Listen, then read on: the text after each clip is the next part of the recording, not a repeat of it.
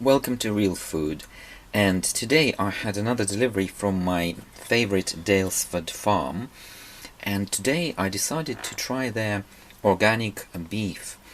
I never had any of their meat, and I generally don't eat a lot of meat. I try to maintain a vegetarian diet, more or less, and very occasionally, only if it's organic and if it's really good quality meat, I would venture into something. And I thought, because it's such a nice beef I ordered, why don't I make something even nicer out of it? I felt like making some kind of homemade cutlets.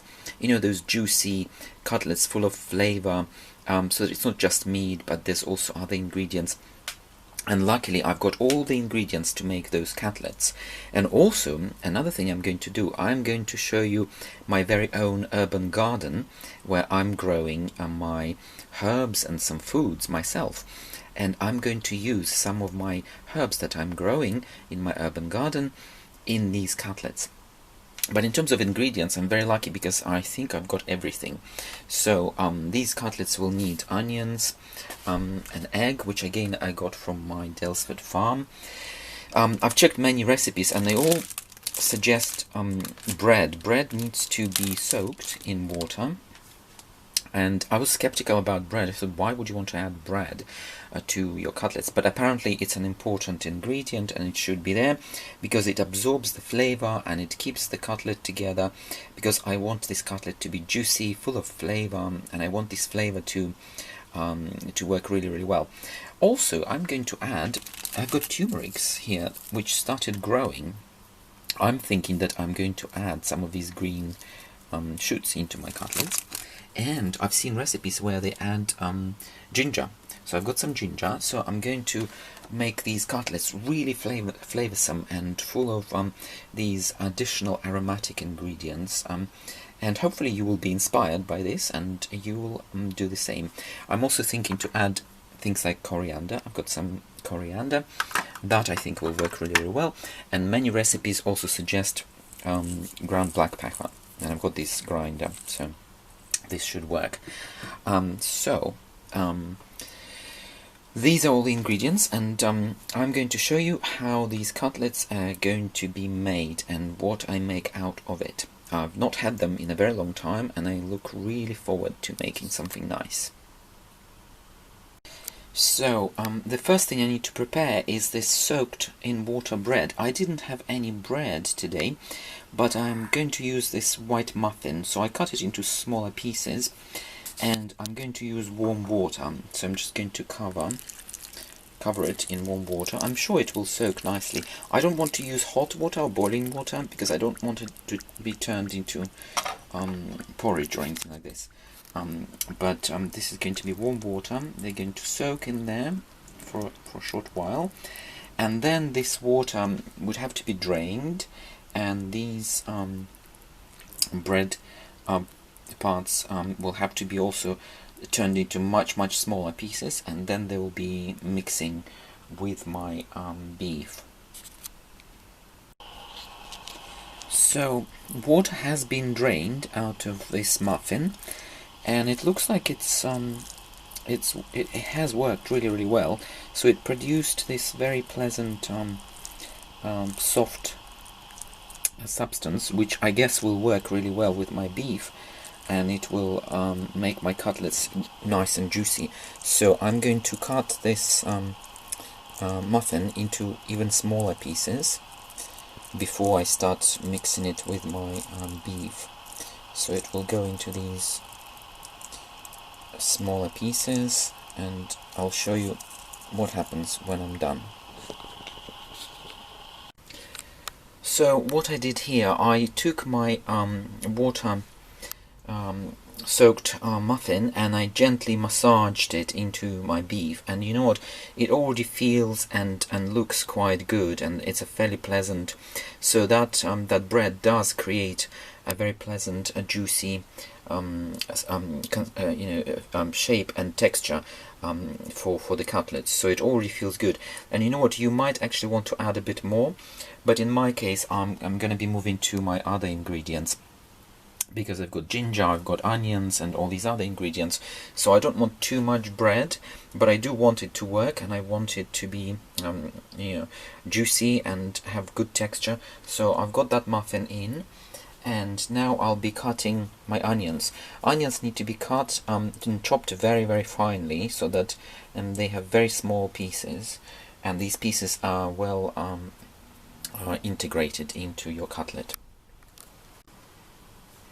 So I've now got finely chopped onions added, and now I am very excited because I'm going to go into my urban garden, which I've never shown you before, and I'm really excited about this.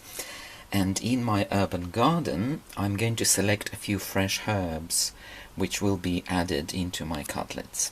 So let's go. So this is my beautiful, these are my lavenders, and I've got some of these apples. They're just forming, these apples.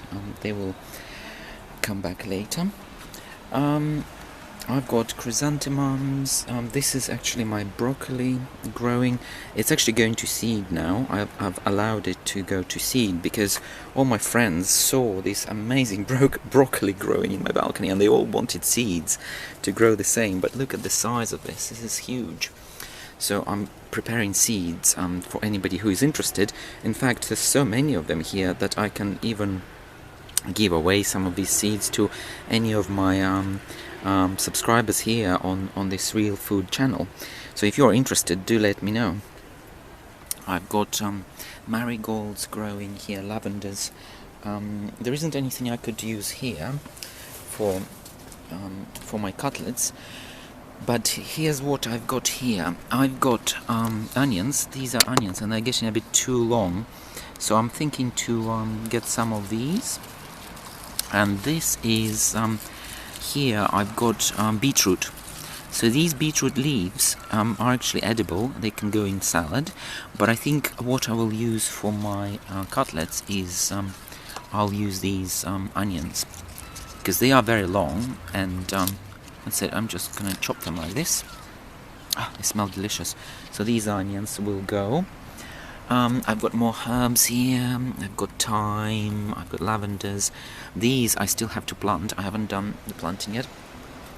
And what else have I got here? I could also use, I reckon, some thyme, fresh thyme. These are my nasturtiums. These are all edible, both leaves and flowers. They're absolutely amazing. You could use them in salads, and look at how beautiful they are. But I also want to use some of my blooming thyme. Look at this.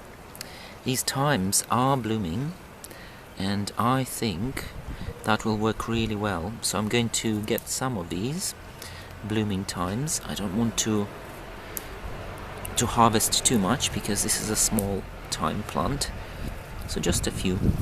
I think that will be enough. And I've also got rosemaries. These are my own rosemaries, and they are also blooming very frequently, but at the moment they've just finished them. Oh, you can see some blooms. So I think some rosemary will work as well. So I'm going to cut a few, and I'm going to chop them. So I think that should be enough. I don't want to cut too much. So, and even lavenders, you know what? I'm going to get some lavender into my cutlets. I'm just going to have a little bit. That's it. So that should work. So my beautiful urban garden provided me with fresh spring onions, some thyme I've got here, rosemaries. No, this is lavender, I think. Yeah, this is lavender. And rosemary. So I'm going to chop this very finely and add these herbs into my cutlets. So I've chopped my lavenders, thyme and rosemary very, very finely, like this. It's almost like green dust, and I'm going to add this into my mixture. Here we are. So, but also I've still got my spring onions, and also I wanted to add my turmerics. I'm going to use the green parts. I'm not going to use the orange parts. I'm just going to add my green parts, because this is what I'm doing. I've got my green herbs, and that will work really, really well with my turmeric. And also I've got some ginger. So I will chop my ginger also very, very finely. I'll do this separately. And I'm going to add my ginger again into my mix. So that will give it this extra special exotic zest and charm, really. So it won't be just meat cutlets. It's going to be this very beautiful aromatic cutlet. And here's my ginger. As you can see, I've cut it into very small pieces again. I don't want to add too much ginger. I don't want ginger to overpower my cutlet, but I think this should be enough, and this will add this really beautiful aromatic sort of exotic spiciness to my cutlet. So this is going to go into my mixture again, and then I'm also going to add a few more spices like black pepper, and I want to add some coriander. Coriander is very flavoursome, and it's a very sweet kind of flavour, which I think will be good for my cutlets. So I'm going to add these, and then I'm going to start mixing, and it will be nearly ready for frying. And I think salt, a little bit of salt will also be needed. So I'm now getting to final stages of my preparation of my cutlet mixture. So I did say I wanted to add some coriander, and I'm going to add some coriander now. This is going to be ground coriander, so here we are. So some of my coriander goes in. I think that should be enough. Then I also need some pepper, and with pepper I think I will be a bit more generous, because black pepper works really, really well with beef. So I'm going to add a generous amount of pepper, and this is going to be fresh. I can already smell this beautiful pepper flavor coming through. It's really good. So one thing not to forget is obviously some salt. And salt is really to taste, and because this is quite a large mixture, I'm thinking something like half a teaspoon perhaps. Well, I mean, you can always add more salt later when you're done, but a little bit of salt will also make sure that they all taste reasonable, so it adds that important flavor. So I think that pepper is good now. So I'm going to basically add, I've got this this Himalayan salt, and I think I'm going to add, oh, that's about half a teaspoon, something like this. So this is it. So that's my salt. What other spices would work? I'm thinking to go even further on the adventurous side and add, I've got this, it's gram masala. This is beautiful Asian spice. So this gram masala, I think, is going to work really well. It's going to make my cutlets extra special. So I'm not going to go too crazy on my masala spice, but it's going to add an extra touch.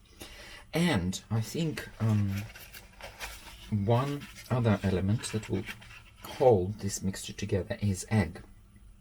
I think for this amount of meat and everything, one egg will be enough. So here goes one egg, and now I can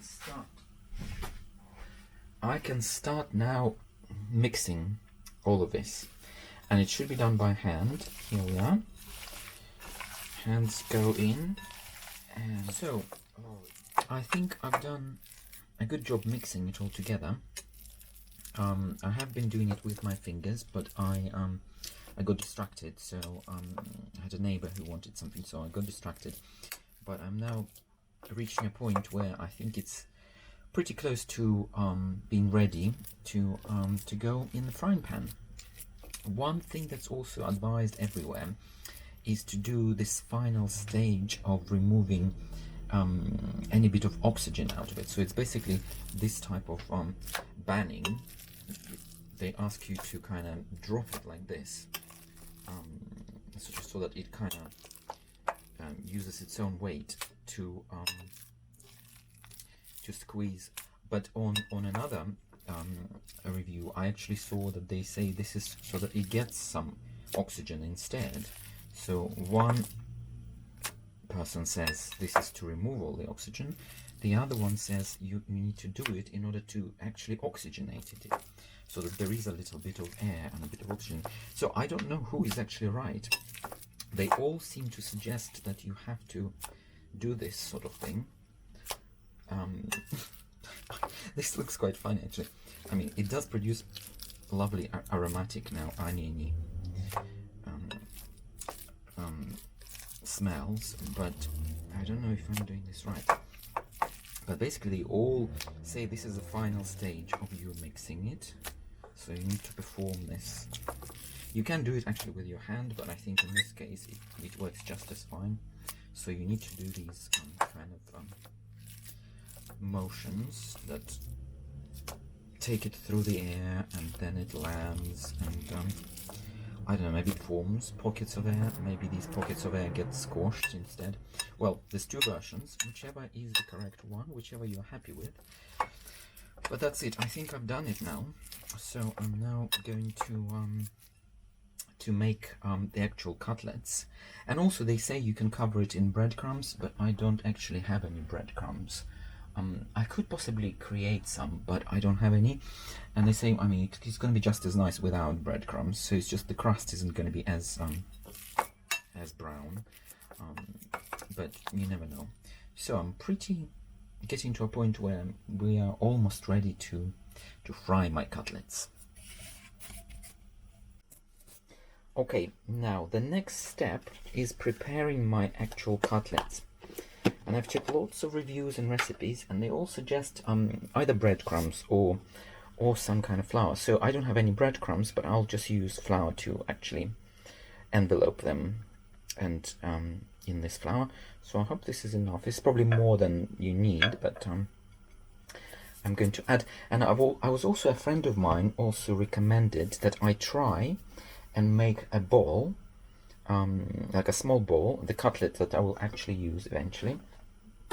And I test first of all the size of this ball, so that it's the correct size and correct shape of my cutlet. So I'm going to cover my hands in flour, and I'm going to take this. So first she says I need to create a ball in my hands, so I'm going to cover them here. So I'm creating this ball. So, and then she says I need to squeeze this ball. Well, this is a good shape, because I don't want them very large. I will try larger ones, but this is the kind of shape I'm very happy with. So I'm going to create a test batch of my cutlets. So this is the approximately the shape I like, and this should work for me. So I'm going to take more now.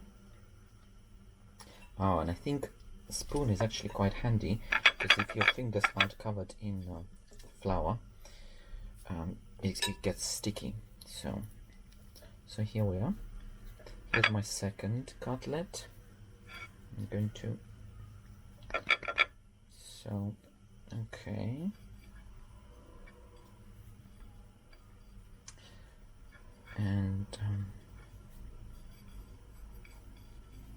And I will also try different shapes in a different batch. So in this batch, I'm going to create. So take it off the spoon. So this one is going to be a larger one. I can see that this is a bit bigger, and this will create a bigger cutlet.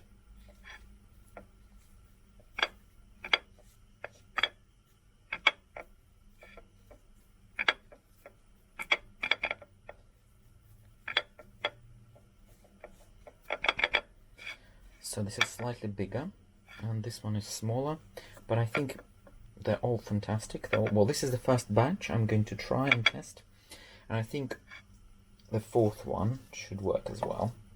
So these 4 will be my test batch. This is also quite large. So this one is going to be a slightly bigger one as well. So let me put this here so there's a bit more. Well, this is how I'm going to do it. So I think these 4 are ready for testing. This is my test batch. So I'm going to fry them now. So let me wash my hands quickly.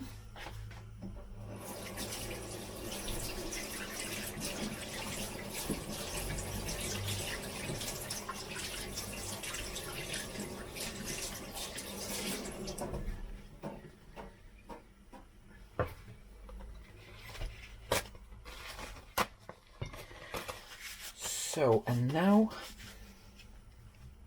I'm going to fry them in butter, I think.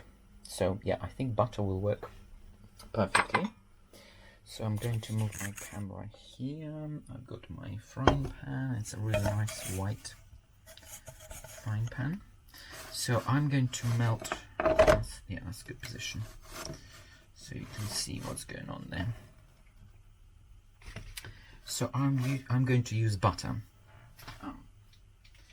to fry them. I think it's going to be perfect. Let's find. So I'm going to have some butter melted. Here we are. I think that should work to start with.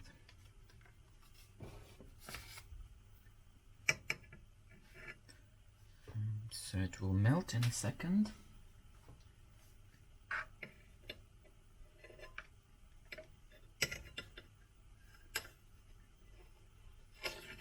This butter is very unruly. It doesn't.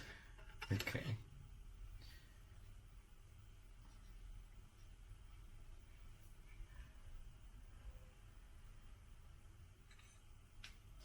I'm taking some pictures in the meantime. Right, so okay, this butter is going to, oh yeah, perfect. So it's going to melt, and as soon as I've got it melted, my first test batch is going in.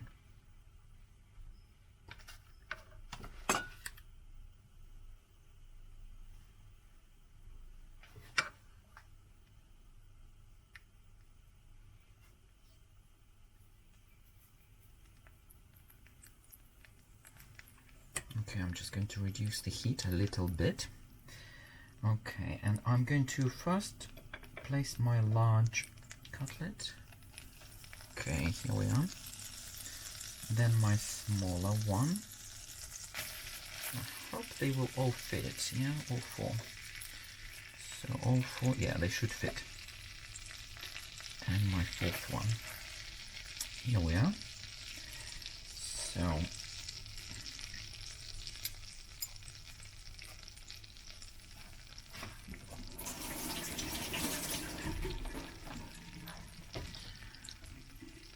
this is now just move my camera a little bit so that you get a better view of these cutlets. So let's see how this first batch goes.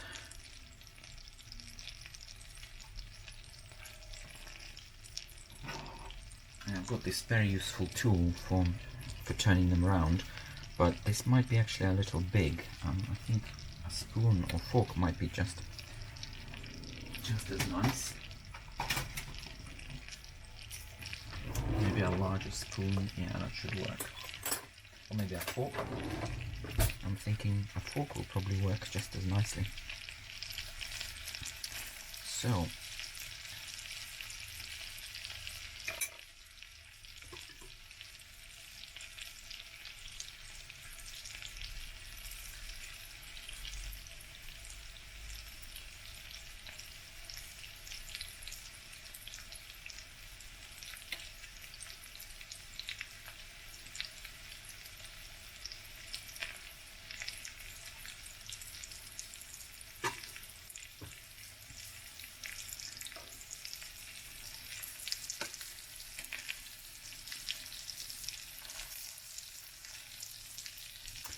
I think they're getting ready to be turned, so I might use this. Yeah, it's quite difficult to actually turn them easily. Oh yeah, that should work. You know what? They smell absolutely amazing because they've got all these herbs and spices in there. I think some of my ginger is also there, so I'm going to remove this little bit so that it doesn't interfere. So here we are. So yeah, it's all coming along nicely, I think.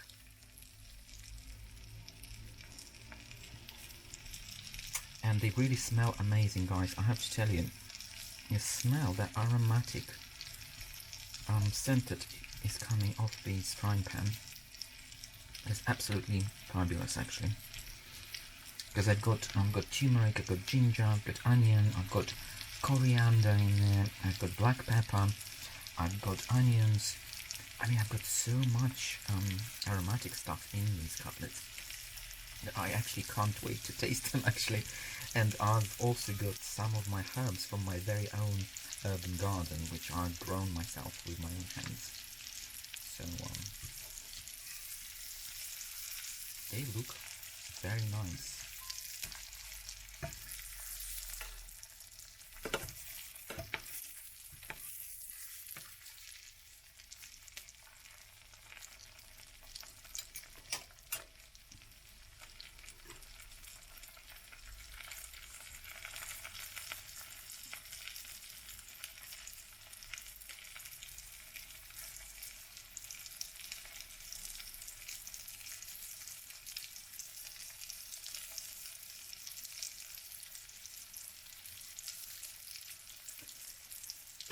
One bit of advice also that's mentioned everywhere: as you fry them, you need to make sure that they are thoroughly cooked, because obviously it contains meat, and you don't want to have any uncooked meat in them. So one way to do this, from what I read, was to actually check. You'd have to cut one and see that it's all thoroughly cooked. But I'm going to. They also have very nice texture. They've got this softness about them, and I think this is because I've actually used a fair amount of herbs and vegetables, and also I can see that there will be this golden crust coming around them. So this is going to be really, really nice. And also I'll mention that I didn't use a lot of salt in my cutlets because the butter I'm frying them in also contains salt. So you need to take that into consideration if you're going to use butter with salt. So I might now use cover to get all the juices flowing inside them, and I will come back to you in a few moments. So here we are. They have been frying under cover, and look, they are now getting this beautiful crust, and they're much easier to turn. So I can turn them with just one fork, and look at this crust that we're getting, this beautiful golden crust. They are coming along beautifully, I say. Just look at this. I really like the look of them. I think also these little, these small sections of onion, I think what I did, I didn't chop onions into small enough pieces. You could chop those pieces into even smaller sections, and then you won't have them popping like this. But if you don't mind having bigger onion sections in your cutlets, I think that's okay. It's only if you want them to be more sort of consistent and the texture be more even, then you need smaller pieces. But I think if you don't need that, that should be alright.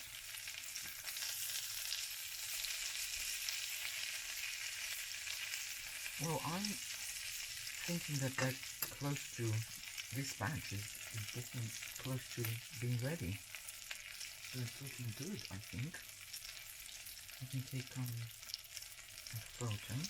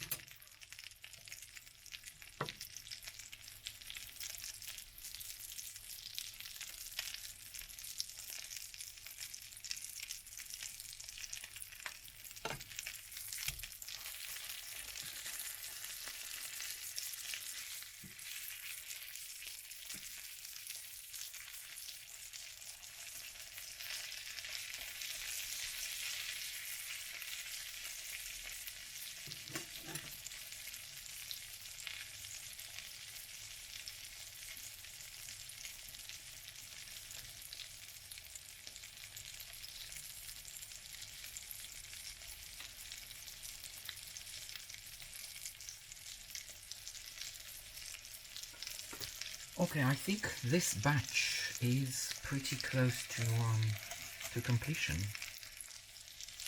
So what do you think? I think okay, I'm going to so that I can determine whether this color and this level of browning is sufficient. I'm going to break this one and see if it's cooked thoroughly. Yes, it has. So it's fully cooked. So this one, I'm going to eat it anyway. But that means, when you reach this level of brown, golden and brown crust, they are thoroughly cooked. Well, at least for this thickness of cutlets. So I can now remove these from heat and try them. So let me take another plate. So